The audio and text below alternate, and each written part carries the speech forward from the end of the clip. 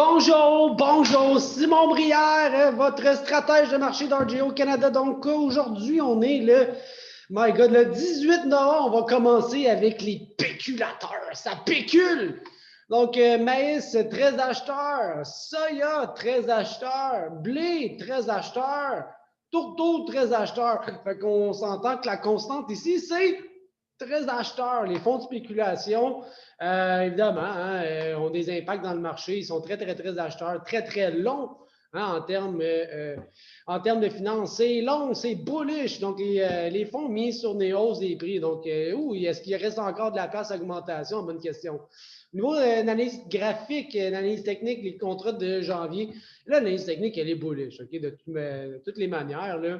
Les moyennes mobiles, le MACD, les tendances sont positives pour le soya. Même chose pour le maïs, un peu d'hésitation quand même. On aurait besoin d'avoir des nouveaux hauts, mais bof, techniquement, on a des signaux dans mon MACD, signal d'achat, moyenne mobile. Tout est bullish, je vous dirais. Sauf pour le blé, quand même. J'ai des petits signaux de vente au niveau de mes moyennes mobiles et de mon MACD dans le blé. Je regarde ça. Donc, un petit peu plus bearish dans le cas du blé Chicago. Les exportations, là aussi, ça va quand même assez bien. Dans le cas du blé, c'est une baisse de 46 %. Il y avait des très bonnes exportations, des revenus un peu plus normales. Mais aussi, on est revenu un peu plus normal. Ça a été à baisse de 47 % par rapport aux moyennes des 4 dernières semaines. Okay? Donc, on avait des exportations très, très, très solides. On revient un petit peu plus normal. Soya, là aussi, on est dans les normales après des grosses semaines de forte exportation. Au niveau du porc, c'est une hausse de 6 %, donc 42 000 tonnes d'exportation au niveau du porc américain. Donc, de manière générale, ça va très bien dans l'exportation. Ça a reculé un peu, mais ça demeure très fort. Au niveau de l'éthanol, ce fameux 10 %, on a de la misère à aller chercher. Donc, on est encore 2020-2021. On n'est pas revenu exactement sur nos tendances saisonnières. Ça avait remonté récemment et la demande implicite de gasoline, on avait vu, ça l'a fait à quelques reprises où la demande a augmenté. On s'est dit, non, ça va devenir normal. Et puis finalement, la semaine suivante, ça redevient un peu plus faible. Donc, on l'a vu une couple de fois, là, ça augmente, ça redescend, ça redescend, ça redescend. Donc, on est là. On est toujours ce fameux 10 % là, ce manque à gagner pour redevenir dans les normales, soit en production d'éthanol ou en demande implicite de gasoline. Au niveau du no-pot crush, donc la trituration, la transformation des fèves en tourteaux en huile, pour le mois d'octobre, ça a été des nouveaux records. Donc, la tendance depuis 2011, là, au niveau de la transformation des fèves en sous-produits tourteaux-huile, elle est très forte. Et là, pour 2020, c'est un niveau record. Donc, année après année, c'est sûr qu'il y a une tendance. Fait que c'est pas comme si on avait tout d'un coup, là, ça va, puis bang. Il y a quand même une tendance positive au niveau de la transformation. Donc, 185 millions de boisseaux pour le mois d'octobre.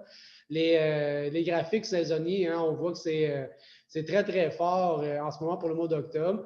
Pour le reste de l'année, c'est très saisonnier. Donc, dès que les fèves sont disponibles, beaucoup de crush et ça ralentit jusqu'à la fin de l'été prochain au mois d'août. Maintenant, le rendement en huile, un très bon rendement pour les huiles, un peu en bas de 11,7 %, c'est très bon.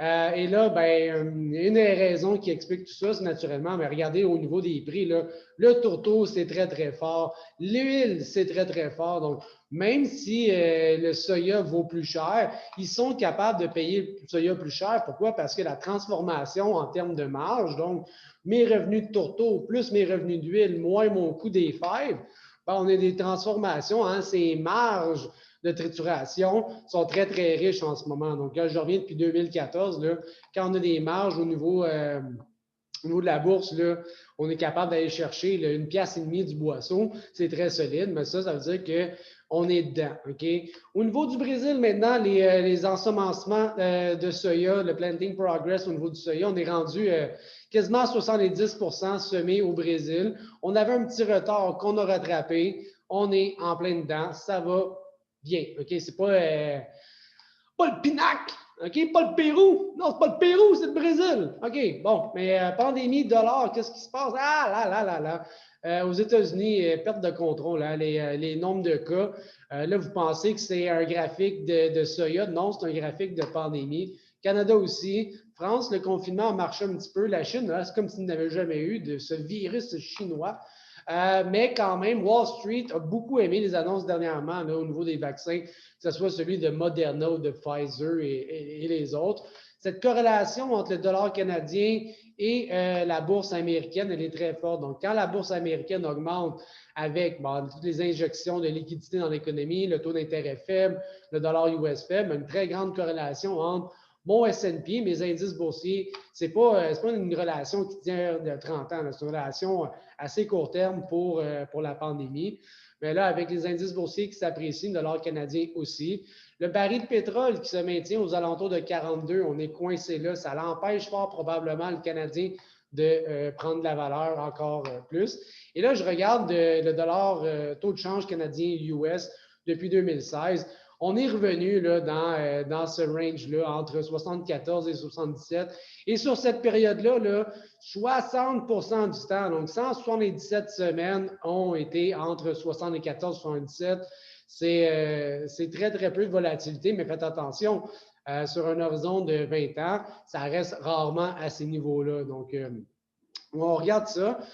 Autre chose que je surveille au niveau du dollar canadien, c'est avec le différentiel, le taux d'intérêt. Okay? Donc, je regarde les obligations gouvernementales américaines versus les canadiennes. Et le fait que les taux canadiens sont plus élevés que les taux US, mais ça, c'est un peu positif pour le dollar. Regardez la corrélation que j'ai entre ma ligne bleue, okay, qui est mon différentiel de taux d'intérêt ici, et mon taux de change canadien-US. Ben, c'est depuis 2019, donc ça ne date pas d'hier.